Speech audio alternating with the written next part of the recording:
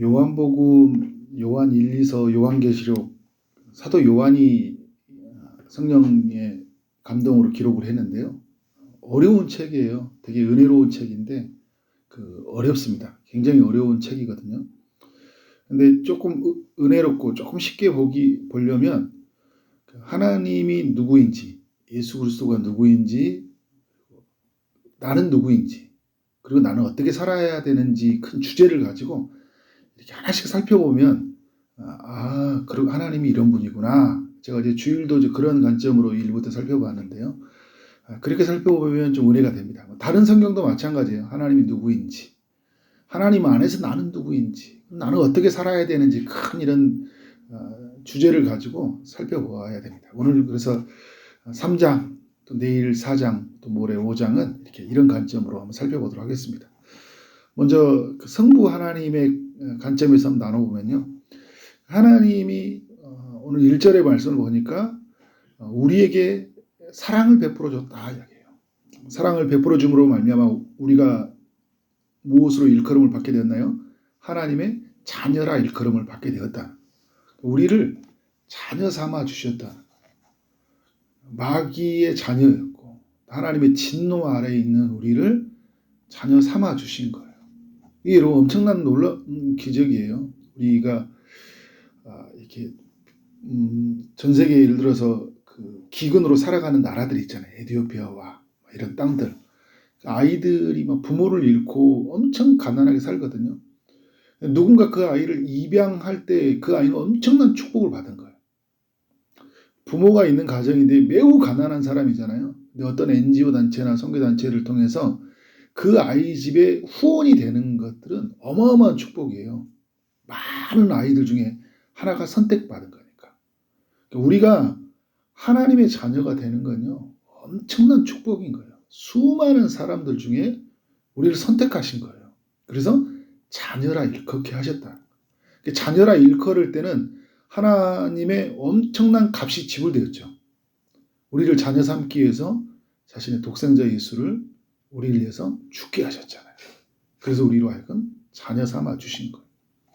그래서 하나님의 집에 거하게 해주셨잖아요. 하나님의 집에는 누가 살 수 있는 거예요? 하나님의 자녀가 사는 거니까. 이런 사랑을 우리 성부 하나님이 베풀어 주셨다라는 것을 꼭 기억해야 되겠죠. 근데 요한 1서는 이제 하나님, 성부 하나님의 그 사랑이 어떤 것인지를 우리에게 알려주면서 또 예수 그리스도를 이야기를 해요. 결국 요한은 어제 강우상 교수님이 2부 때 말씀했던 것처럼 예수 그리스도가 누구냐? 저도 1부 때 이야기를 여러분들과 나눴었는데 예수 그리스도가 누구냐라는 측면을 이렇게 매우 강조를 해요. 오늘 이제 2절과 5절 그리고 8절을 말씀을 보면요. 비슷한 내용이 있어요. 나타났다 이야기해요. 근데 아직 나타나지 아니하였고 그리고 이미 나타났다 이런 표현을 쓰고 있거든요. 2절은 이제 아직 나타나지 아니하시는 예수 그리스도를 말해요. 무슨 말일까요? 장래에 나타날 예수 그리스도, 이제 재림하실 그리스도를 이야기하고 있고 5절과 이제 8절에서의 내용은 이미 나타나신 죄가 없으신 예수님이 우리의 죄를 없애려고 나타나셨다. 이미 오신 예수 그리스도를 말하고 있고 그리고 2절은 아직 오시지 않는 예수 그리스도를 말하고 있어요. 우리는 영광스럽게 이미 오신 예수 그리스도 안에서 살고 그리고 앞으로 오실 예수 그리스도를 기다리며 사는 사람들이잖아요. 이게 굉장히 신비로운 거예요. 이런 은혜가 우리에게 베풀어졌다는 거죠. 예수 그리스도가 누구냐, 하나님이 누구냐라고 알려주면서 또 하나는 뭐냐면 예수 그리스도 안에서 나는 누구냐라는 거예요. 우리는. 처음에도 말했지만 1절과 2절이 우리에게 말해주고 있어요. 우리의 정체성이 뭐예요? 우리는 하나님의 자녀라는 거예요. 그러니까 하나님이 큰 사랑을 베풀어 줘서 나는 하나님의 자녀가 되었다. 우리에게 이런 자부심이 있어야 돼요. 나는 하나님의 자녀다. 나의 아빠는 하나님이셔. 나의 아버지가 하나님이라고 이렇게 우리가 고백하고 사는 거잖아요. 이거만큼 우리를 부유하게 하는 게 어디 있어요? 이것만큼 우리를 안전하게 하는 게 어디 있어요? 9절에 보니까 우리는 하나님께로부터 난 자다라고 얘기해요. 근데 여러분 이것은 이미 우리에게 일어난 일이에요. 예수 그리스도가 이미 오셨던 것처럼 이미 예수 그리스도 안에서 우리에게 일어난 일이에요. 그를 믿음으로 말미암아 우리는 어떻게 돼요? 하나님의 자녀가 되었잖아요. 그리고 하나님께로부터 난 자가 되었다는 거예요. 그러나 여러분 이 2절에서 우리에게 이제 앞으로 일어날 일을 이야기하고 있어요. 이미 일어난 일, 그리스도도 이제 앞으로 오신다는 것처럼 우리에게 어떤 일이 일어나냐? 예수님이 오실 때 2절 말씀에 우리가 그와 같이 된다는 거예요. 그와 같이 된다. 그가 나타나시면 우리가 그와 같을 줄을 아는 것은 무슨 말이냐? 우리가 예수님과 같이 부활한 몸을 입게 된다는 거예요. 예수님 먼저 보여주셨잖아요. 부활의 첫 열매로 보이셨고 우리는 다음 열매인데 우리는 그와 같이 된다는 거예요. 예수님의 참 모습을 보게 될 것이다. 예수님이 부활했던 모습을 우리도 어떻게 해요? 지금 사도 요한은 부활한 모습을 봤거든요. 근데 우리는 같이 함께 부활의 참 모습을 보는 보좌에 계신 예수 그리스도가 우리의 중보자가 되셔서 기도하고 계시는데 그 영광스러운 광채, 그 부활한 몸을 입고 계신 예수 그리스도를 우리가 보게 되는 영광을 우리가 갖게 된다는 거예요. 예수 믿는 사람들은 이런 사람이다라고 이런 전제 안에서 그러면 예수 믿는 사람은 어떻게 살아야 되냐라는 것을 말해주고 있어요. 어떻게 살아야 되냐. 2절과 3절에서 어떤 말씀을 하고 있어요? 3절에 보면 주를 향하여 이 소망을 가진 자마다 주님이 오신 날 우리가 부활한 몸을 입게 되는 이 소망을 가진 자마다 이야기하고 있어요. 우리는 이런 신앙을 향해서 재림신앙이라고 이야기해요. 이런 소망을 갖는 사람들은 재림에 대한 소망을 가지고 오늘을 사는 사람들 재림신앙이라고 이야기하는 거죠. 이 시대에 많이 없어지는 사람 중에 하나가 뭐냐면 재림신앙. 장차 이루어질 일들을 소망하지 않는 삶. 사단이요. 이것에 대한 소망을 사라지게 하면서 우리에게 주는 게 뭔지 아세요? 현세주의. 이 땅의 것에 매어 사는 거예요.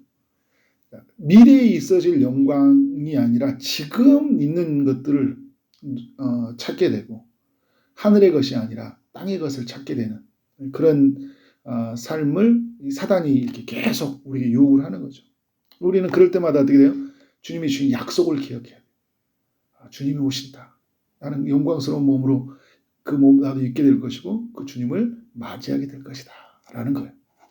그러면서 우리에게 말씀하는 건 뭐냐면 죄를 짓지 말라는 거예요. 4절부터 쭉 이야기하는 말씀이 오늘 우리로 하여금 죄를 짓지 말라.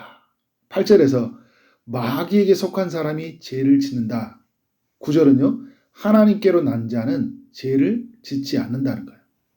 마귀에게 속한 자와 하나님에게 속한 자가 나눠져요. 무엇으로 여러분 그게 보여준다는 거예요? 죄를 짓느냐 안 짓는 자는 나타난다는 거예요. 그러니까 우리가 하나님 믿는 사람이냐 안 믿는 사람이냐는 것은 우리의 삶의 모습을 보면 이 사람이 죄를 짓고 사느냐 죄를 짓고 안 사느냐라는 거예요. 근데 하나님의 사람들이 죄를 짓지 않는다고 이야기해요. 왜냐하면 하나님의 씨가 그 안에 심겨졌다. 하나님의 씨라는 것은 어떤 의미를 가지고 있냐면 하나님의 말씀이 우리에게 심겨졌다는 거거든요. 새 언약 안에 있는 사람들은 하나님의 말씀이 우리 안에 있어요. 그래서 여러분 어떤 사람들의 유혹이 오고 마귀의 유혹이 오면 말씀이 우리를 밀어내요. 거부해요. 말씀이 우리로 하여금 민감하게 반응해서 이건 죄의 방식이다라고 밀어내는 거예요. 또 하나는 뭐예요? 성령이 우리 안에 거주하는 거잖아요. 성령이 거주하니까 성령이 우리로 하여금 어떻게 해요? 탄식하셔요. 근심하셔요. 그래서 자만석 그렇게 살아서 아니야. 그것은 하나님의 뜻이 아니야. 그래서 말씀이 원하는 것이 아니야. 그래서 하나님의 성령은 어떻게 돼요? 기록된 말씀으로 우리 향하게 하고 그 기록하게 하셨던 하나님의 삼위 하나님으로 가게 하는 거죠. 그래서 계속 우리로 하여금 밀어내게 하고 미워하게 만들고 죄를. 그거에 대해서 어떻게 된 거예요? 우리가 거부할 수 있는 그런 마음이 생긴다. 이게 하나님께로 난 자들의 특징이라는 거예요. 그래서 우리는 어떻게 살아야 되냐? 우리에게 이 마음에 거부하는 하나님의 요구의 소리에 사는 거잖아요. 10절 하반절에서 이제 그러면서 어떤 삶을 살아야 되냐 할 때 10절 이제 4절부터 그 10절 초반까지는 이야기하는 게 뭐냐면 죄를 짓지 말라는 건데요. 10절 하반절부터 쭉 밑에까지 24절까지 우리에게 주신 말씀은 어떤 말씀이냐면 서로 사랑하라는 거예요. 제가 주일에도 말씀을 나누는데 성도의 삶은요. 소극적인 거룩이 있고 적극적인 거룩이 있거든요. 소극적인 거룩은 뭐냐면 내가 죄를 멀리하는 거예요.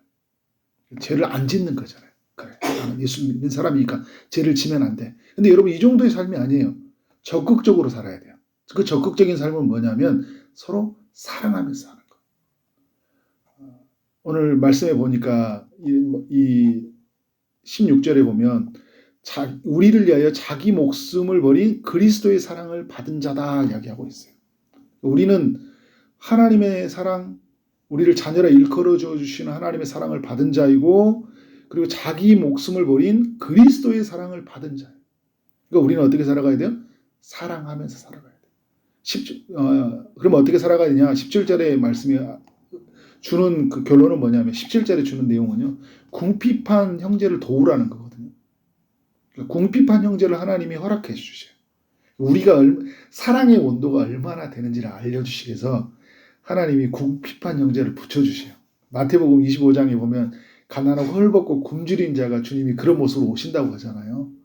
궁핍한 형제를 돕는 것을 보면서 우리가 사랑이 있는지 없는지를 알아요. 그래서 내 사랑의 온도가 얼마인지 압니다.